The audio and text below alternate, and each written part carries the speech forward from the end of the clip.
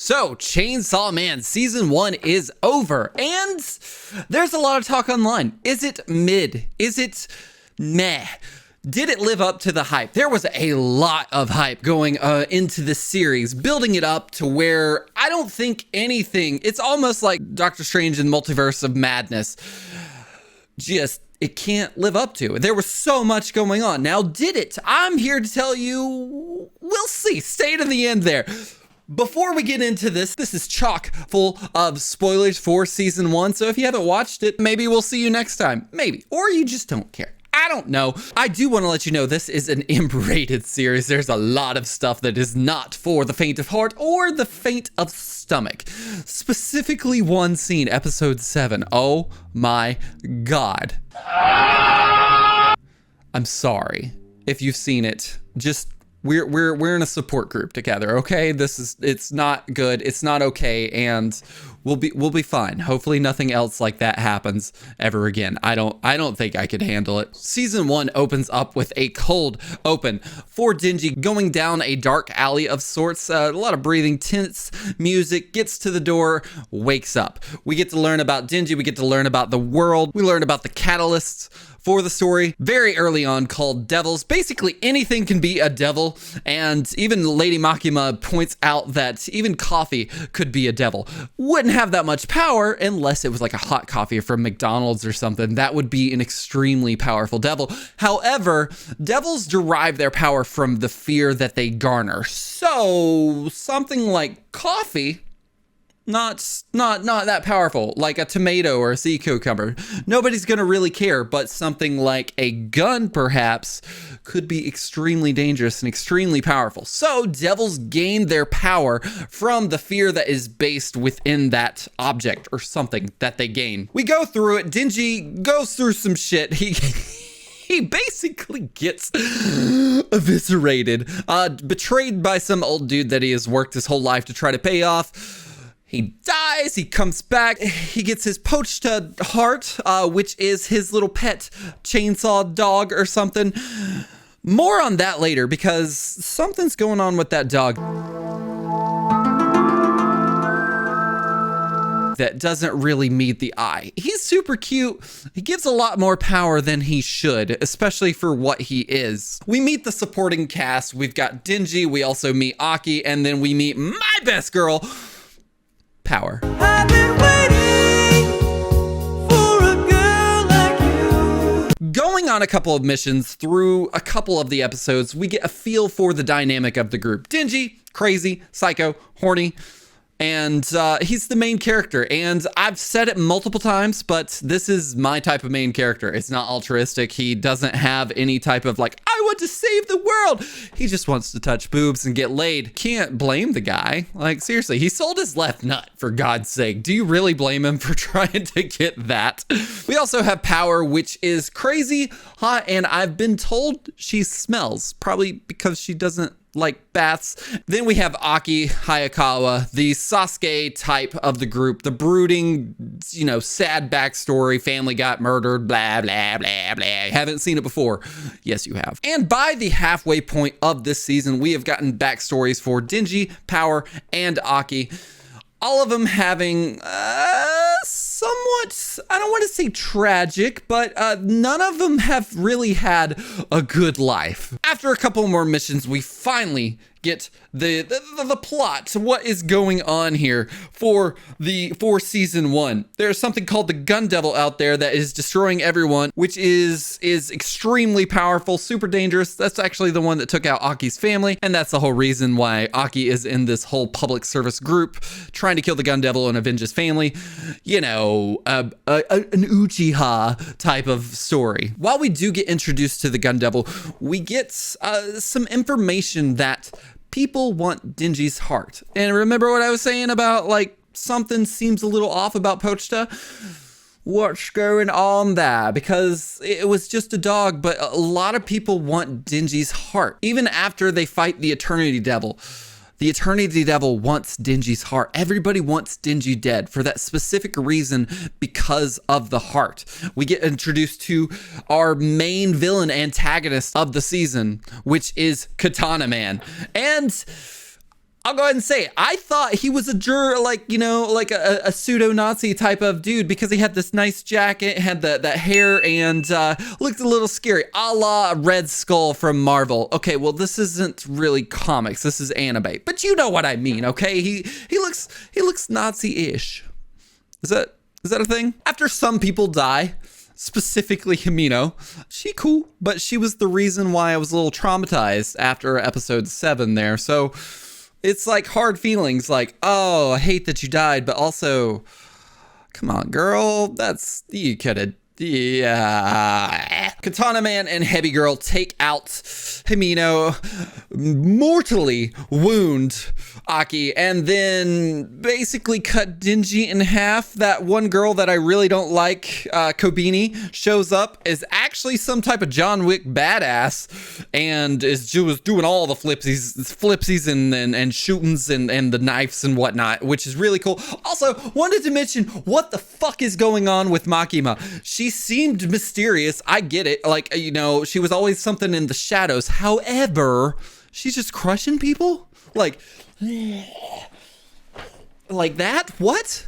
What is that? Okay, so there's some type of devil or something that's going on with her. Still mysterious to me. She seems like she's good, but she doesn't really strike me as someone that leans on the forgiveness side of things. After everyone has been wrecked by Katana Man and Heavy Girl, is that... I'm gonna call her Heavy Girl because I can't remember her name, but she got a snake. She ate the ghost thing, the ghost devil, and then the ghost devil was hers or something. After they got wrecked, we get a nice little training montage with some alcoholic dude that's apparently super powerful. Between Denji, Power, and Alcoholic Dude. Alcoholic Dude teaches them a little bit about fighting and basically kills them and brings them back every single time to make them stronger. Is that a way to train people? I guess in this series it makes sense, but like to really just like to kill them, like the ultimate, you failed. Now come back and try again later. The training montage leads up to our attack, our setup to get Katana Man back, because Katana Man did some bad stuff. Same with Heavy Girl. They all attack this hotel with all of the members of whatever this organization is. I don't think it's the Yakuza, but no, I don't think so. It's someone that is working for the Gun Devil. Supposedly. I'm not sure. We haven't gotten that much information as far as I know. We get a nice fight between Denji and Katana Man, Chainsawman and Katana Man. Basically, Katana Man wipes the floor with Denji. For the most part, Denji uses that lack of knowledge, that almost overconfidence to his advantage. As he's getting dismembered, he takes out Katana Man with his feet. Yeah, that's right. I said his feet. He grows chainsaws through his feet now. Okay, so he can send it through places at will. Hopefully they're just limbs. It's not like coming out of a rib or something. Hopefully not. After the foot chainsaw thing happened, Katana Man gets split in half. We think he's dead. He's not. Denji puts him back together or turns something on. The dude just comes back. He strips him down to say, hey, no more Nazi hijinks outfits for you. Aki shows up. He says, hey, I know the cops are coming here. This dude is going to spend the rest of his life in jail, but he's the reason that our girl Himino died. She seemed pretty cool, even though she did that one deplorable thing. I think we deserve some retribution to get her back. Aki originally says, no, that's not our job. We're not going to do that. Denji offers up a contest to see who can make the loudest noise out of Katana Man's balls. They smash his balls continuously, both just beating the absolute shit out of Katana Man's balls until the cops get there. And Aki mutters under his breath, I hope Himino can hear this. This is a song of agony heading towards the heaven, and I hope it brings you happiness.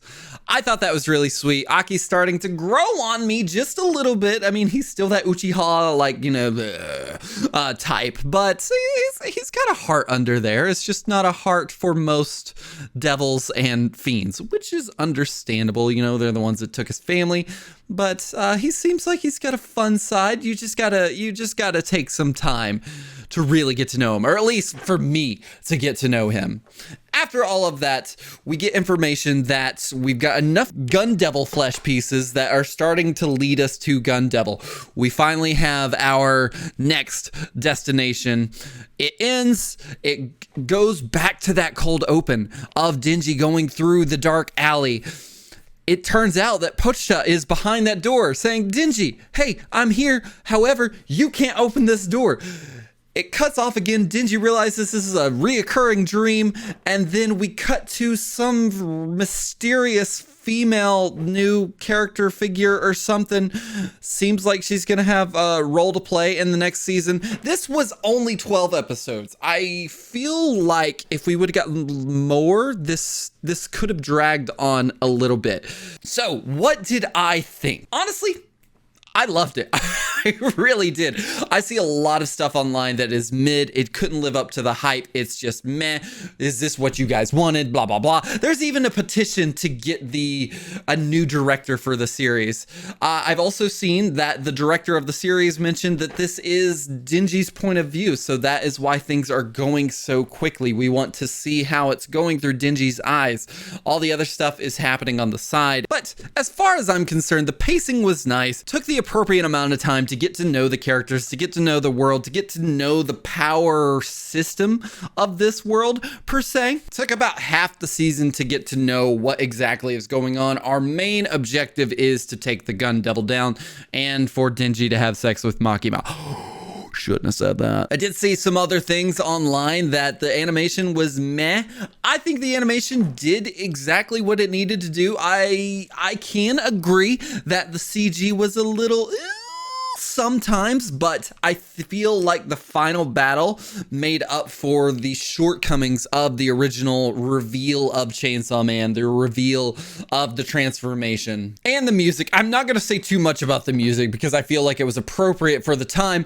However, the endings were just supreme. To get us 12 endings, I know that has nothing to do with the series, or maybe it does. I feel like an anime is made by the opening and closings of the thing. How many of you can tell me what Bluebird is and pretty much tell me the words to the song?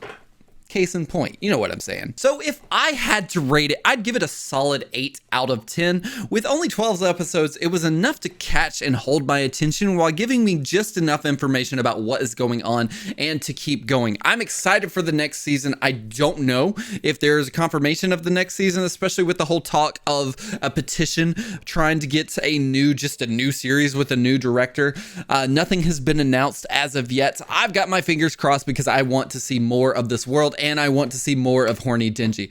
What did you think? Did you think it was mid like everyone else is saying? Are you on the haters bus or are you on this is interesting. I know the manga is always better. You get a better feel because it's directly from the author of the story, but not reading the manga, I had a great time. So let me know in the comments what you actually thought. I would love to hear your opinions. And if you've liked my opinions or just was like, hey, that's a respectable opinion. I disagree with you wholeheartedly, but I like it. Thank you so much for your contribution. Hit that like button. If you are into that sort of thing, hit that subscribe button. Guys, thank you so much for watching. And until next time, Compton out.